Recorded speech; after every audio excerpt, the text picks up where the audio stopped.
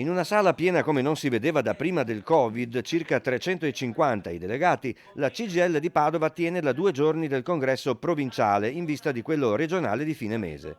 Presente la segretaria confederale veneta Silvana Fanelli, da Padova parte una sfida nazionale. Quella della riduzione dell'orario di lavoro. In tutti gli altri paesi si sta sperimentando, i processi di maggiore automazione inevitabilmente porteranno a un lavoro più specializzato e anche a meno impiego di lavoro, quindi il tema della ridistribuzione è anche un tema che prova a garantire una maggiore occupazione qualificata, quindi un processo davvero importante. Pandemia, guerra e crisi climatica, chi non ha un lavoro e anche chi ce l'ha vive un lungo periodo di difficoltà senza precedenti, evidenzia Marturano.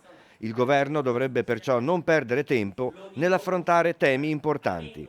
Il tema della redistribuzione delle risorse attraverso un fisco che è assolutamente iniquo, attraverso un rinnovo dei contratti che deve tenere il passo all'inflazione, attraverso la creazione soprattutto, perché la vera piaga ce l'abbiamo nel fenomeno del precariato e della disoccupazione, numeri che crescono sempre di più.